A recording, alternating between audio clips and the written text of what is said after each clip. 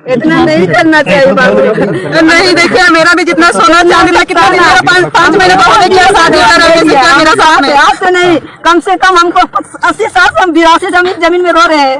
आज डंपिंग किया, कल उधर तोड़ के ले लिया घींच के मिट्टी, इधर डंपिंग बना दिया। तो हम सोचे कि चलिए इतना सा जमीन में हम अपना गुजारा बसारा करते हैं, उसमें भी इधर चला दिया। घर से भगा के ले गया, बांध छान के आती थाना और बोलता कि नहीं हम नहीं लाए, जीएम लाया, पीएम लाया, जाओ लगा सबको हम लाएगा तो तुम लोग को खाना पीना देंगे, मरो ना मरेगी तो मरेगी तो जाओ अपना फांसी से बैठ। कौन बोला ये बात? बड़े बाबू पांडे, नवीन पांडे। नवीन पांडे हमको देखिएगा तो पहचान लीजिए। कैसे नहीं पहचाने कमलेश्वर को साला खाना में भर देंगे, लड़का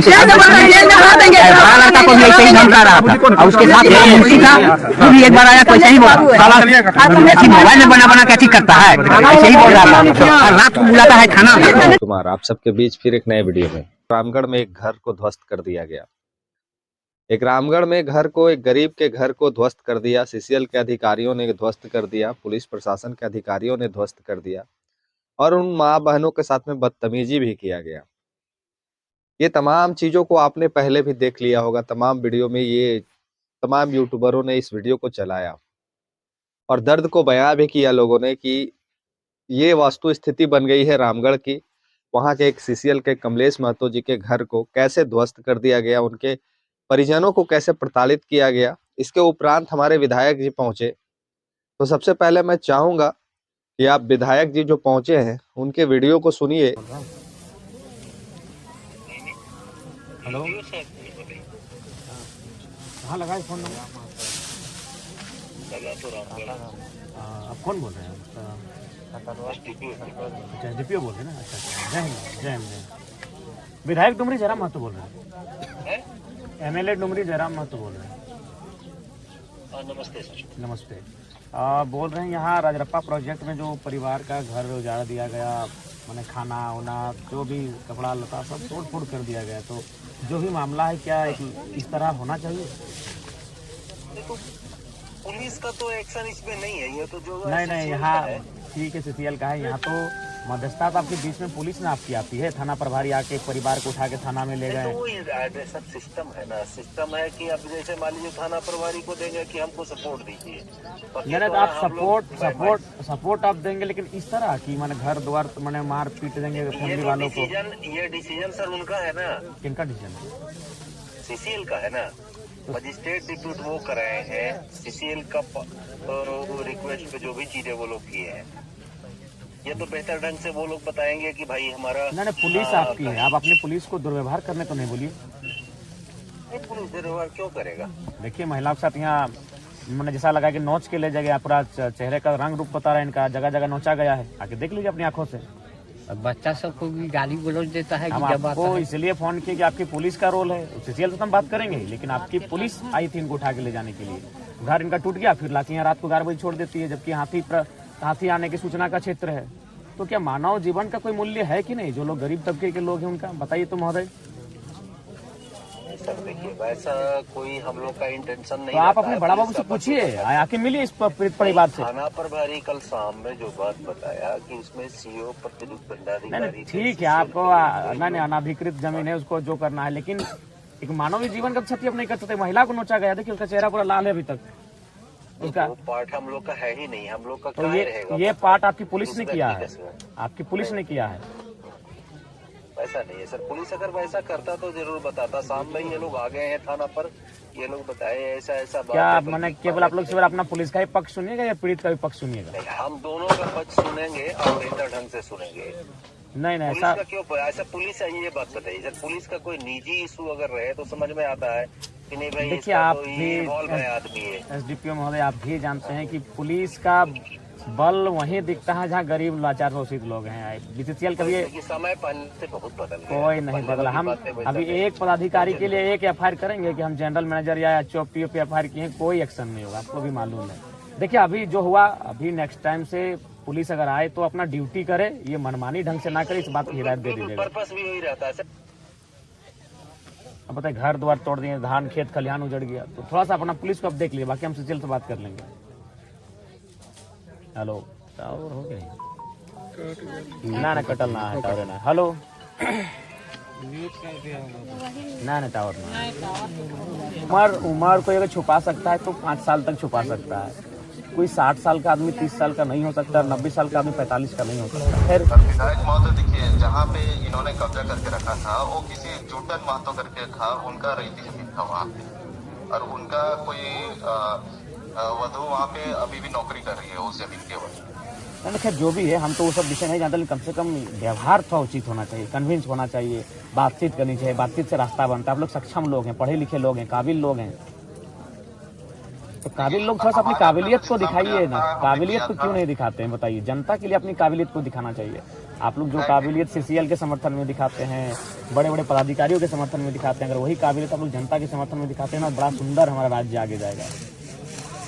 हम लोग उसी का प्रयासरत कर रहे हैं कि सुंदर राज्य बने। हमने इनको टाइम नहीं तो कहाँ देखिए एक महिला को नोचा गया, देखिए आके देखिए, लग रहा है कि कोई मैंने जंगल का कोई पशु इनको नोचा गया है। ऐसा तो नहीं होना चाहिए। देखिए महिला है, सुनिए पुरुष पुलिस था, हाथों में नोचा गया। ये तो अपने से बनावटी नहीं कि चेहरा अभी तक लाल दिख रहा है। हम लोग भी उतना तो समझते हैं चेहरे को देखने के बाद, देखिए लाल अभी भी चेहरा दिख रहा है, यानी लग रहा है कि उसको ऐसे कोई खींच के बाल के बल खींचा होगा हाथ में, जहाँ जहाँ उसका हाथ गया चेहरे में, और टिटार के उसको गाड़ी में बैठा के ले जाया गया। ये उचित नहीं है। तो ठीक है, जो भी होगा कम से कम फैमिली से मिलिए, कन्विंस आप लोग करने की कन्विंस कीजिए, बात कीजिए, इसका हल निकालिए। हमारे तरफ से साथ ही हमने बात की साहब से, तो उन्होंने बोला था आज से इनका आवास ही नहीं है, तो आप कम से कम आप लोग ब्लॉक से पहले कहीं इनका आवास है, कोई अलॉटमेंट करवाइए। कहाँ रहेंगे बताइए? ठंड का दिन है। और पहले कोशिश कीजिए कि अगर चूंकि आप लोग के पास तो सक्षम है, कोई फंड होगा, भोजन की व्यवस्था कीजिए। परिवार के पास कुछ नहीं, बर्तन उर्तन सब टूट चुका है, खाना वाना भी मैंने छितर बितर हो चुका है, और जो भी हल्का फुल्का जो संपत्ति होगा वो सब तो खत्म हो चुका है, कहाँ दबा गया मिट्टी में। तो कम से कम हाँ बोलिए सीओ साहब। एक बार मेरा भी सुनिए विधायक। हाँ, जैसे इनके लिए सीसीएल में एक मतलब कि क्वार्टर भी अलॉट हमने बात किया था जीएम से, तो उन्होंने बोला था कि हम क्वार्टर दे देंगे, इनका घर बनाने के लिए पैसा दे देंगे बोले थे, और आउटसोर्सिंग कंपनी में 30, 35 या 40 हजार जो भी है, इनको सर्विस वहाँ पे दे ही रहे। तो जब तक आउटसोर्सिंग कंपनी चलेगी वहाँ पे वो काम कर सकते हैं। ठीक है, मैंने कोशिश कीजिएगा कि न्याय मिले। हाँ, उसके लिए आप निश्चित रहिए हमारी तरफ से। ठीक है, जोहार।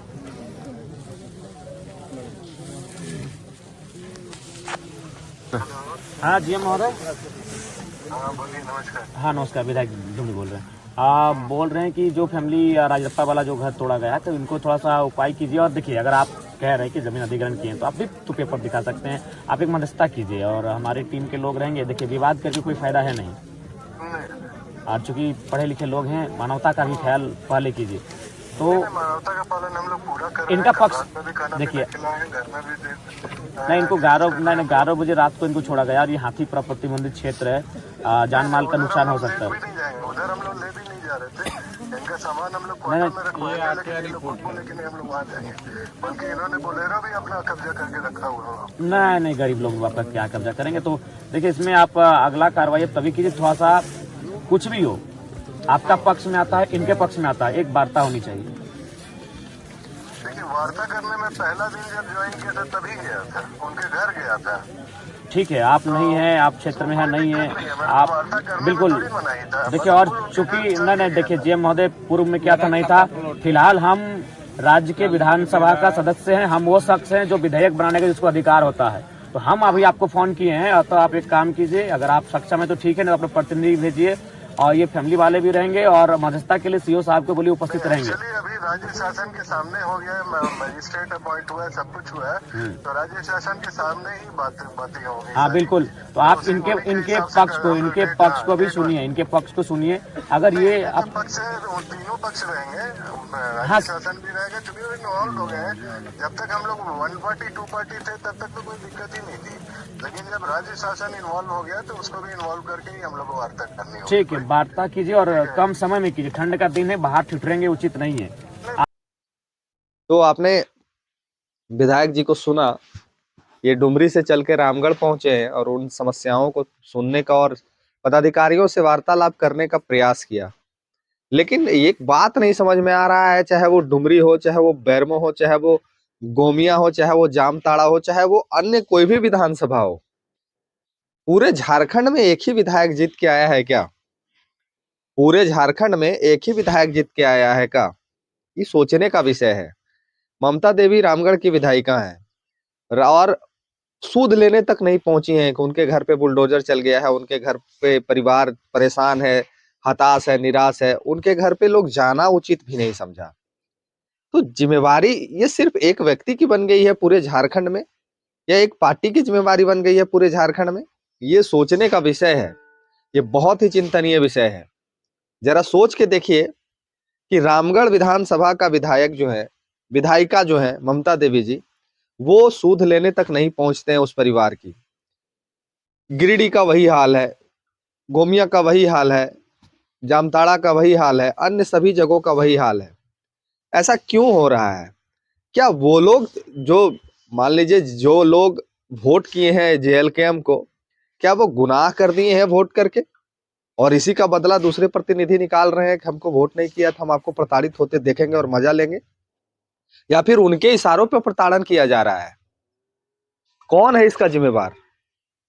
क्या प्रशासन और सीसीएल कर्मी, अधिकारी, नेता के इशारे पे सब तमाम काम को अंजाम दे रहे हैं?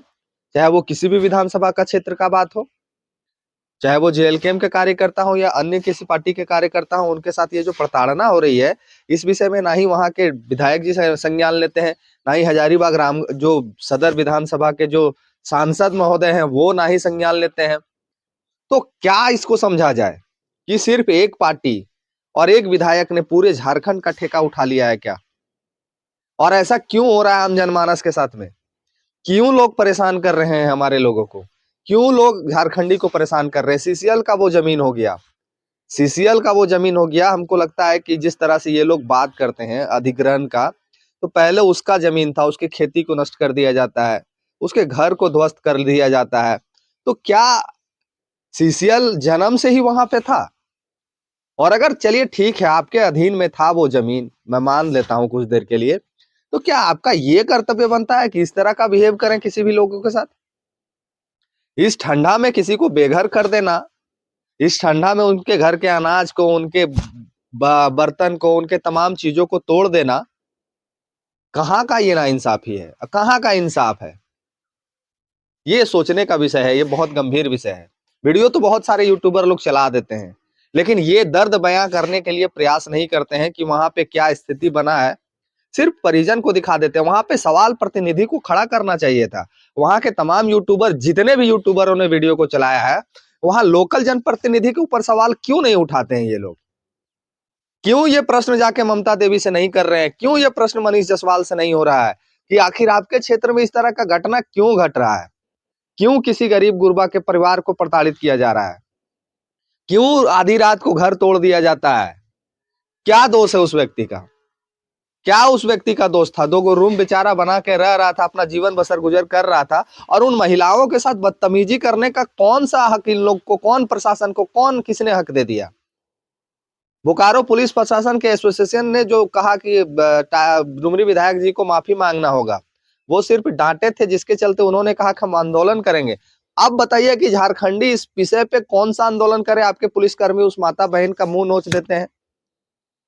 मैं वही पुलिस एसोसिएशन जो एसोसिएशन है, उनके तमाम अधिकारी पदाधिकारी को पूछना चाहता हूं कि पुलिस प्रशासन के ऊपर कोई थोड़ा सा आवाज उठा देता, आप लोग आंदोलन की चेतावनी देते हैं, माफी मांगने के लिए कहते हैं, लेकिन इस महिला लोग के साथ में जो बदतमीजी किया गया है पुलिस प्रशासन के द्वारा, ये कौन लोग आंदोलन करेंगे? ये कौन लोग आवाज उठाएंगे? सोचने का विषय है। देखिए, झारखंड की स्थिति दिन पर दिन बदतर होते जा रही है। ना ही विधायक लोग सूद लेते हैं, ना ही सांसद लोग सूद लेते हैं, सिर्फ एक दूसरे का लोग मजा लेने में बैठे हुए हैं। गरीब मरे, पीड़ित मरे, वंचित मरे, ये नहीं चलने जा रहा है। मैं बता रहा हूं कि इसको जितना आप लोग दबाने का प्रयास कर रहे हैं, जब ये सुनामी फटेगा तो ना आप संभाल पाइएगा ना हम संभाल पाएंगे। एक कहावत है, मरता क्या नहीं करता, और आप लोग सिचुएशन वैसा ही बनाते जा रहे हैं कि मरने वाला अंतिम विकल्प चुन लेता है। उस परिवार की स्थिति, उस परिवार की पीड़ा को जरा सोच के देखिए। इस ठंडे में बंद कमरे में आप नेहाली चादर कमर ओढ़ के हीटर लगा के सोते होंगे। उस बेचारे के परिवार के साथ में क्या दुर्दशा, उस बच्चों के साथ क्या दुर्दशा होगा, उसके जानवर गोरू के साथ क्या दुर्दशा हो रहा होगा, कैसे वो जीवन को जिएंगे आगे। और इसका सबसे बड़ा दुर्भाग्य ये है, सबसे बड़ा दुख की बात यह है कि वहां की मीडिया, वहां के यूट्यूबर शासन प्रशासन से सवाल करने के बजाय सिर्फ अपना चक्कर में रहते हैं कि हम उनका वीडियो चला देंगे तो मेरा चैनल में व्यू आ जाएगा। सवाल आप लोग कीजिए ना जाके ममता देवी से कि आपके क्षेत्र में सीसीएल ने ऐसा कार्रवाई क्यों किया। एक डुमरी विधानसभा के विधायक है जो बेरमो में कुछ घटना घटता है किसी प्रत्याशी, एक डेरा, छोटा सा डेरा को लेके, और वो 2 बजे रात पहुंच जाते हैं सीसीएल के विरुद्ध में, और एक रामगढ़ में घर तोड़ दिया जाता है और यहाँ के विधायिका का पता भी नहीं चलता है। अंतर समझना होगा आपको इस बात को। सभी साथियों को कह रहे हैं कि इस बात का अंतर को आप लोग समझिए।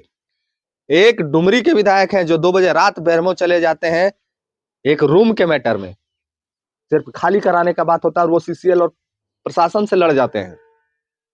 एक रामगढ़ का विधानसभा क्षेत्र है जहां एक परिवार का घर तोड़ दिया जाता है, उस घर की महिलाओं के साथ बदतमीजी किया जाता है। ना ही शासन कुछ करता है, ना ही प्रशासन कुछ करता है, और ना ही जनप्रतिनिधि कुछ करते हैं। बहुत ही बड़ा दुर्भाग्यपूर्ण बात है। समझ में नहीं आ रहा कि झारखंड कौन सा ट्रैक में दौड़ने के लिए, कौन सा विकसित और कौन सा अगुआ सरकार यहाँ पे है। जवाब कमेंट में आप लोग जरूर लिखिएगा। आज ये सब चीज देख के बहुत तकलीफ होता है। क्या दोष था उनका? क्या वो बिल्डिंग बना के रह रहे थे, बंगला बना लिए थे, 10 एकड़ जमीन को अधिग्रहण कर लिए थे, या फिर साहब मैंने अपना जीवन को राजा महाराजा की तरह जी रहे थे? क्या दोष था उनका? कमेंट करके राय लिखिए। और मैं तमाम यूट्यूबरों को कहूंगा कि आप धरातल की स्थिति को जैसे दिखाते हैं वैसा जनप्रतिनिधि से भी आप लोग सवाल करिए। जो पत्रकारिता करते हैं, जो पत्रकार कहते हैं अपने आप को, उनसे रिक्वेस्ट है, निवेदन है कि आप लोग जिस तरह से टाइगर से प्रश्न करते हैं, जिस तरह से जेल कैंप के नेताओं से प्रश्न करते हैं, वहां के विधायक से कीजिए, वहां के सांसद से कीजिए, वहां के जनप्रतिनिधि से कीजिए, वहां के मुखिया, पंचायत समिति, जिला परिषद अध्यक्ष, प्रमुख, इन तमाम पदाधिकारियों से सवाल कीजिए कि आपके क्षेत्र में ऐसा क्यों हो रहा है, क्यों इस पे कार्रवाई नहीं हो रहा है। अगर कोई ऐसा करता है तो कौन इनके लिए आवाज उठाएगा? आग्रह है आप लोग से बहुत उम्मीद है हम लोग को।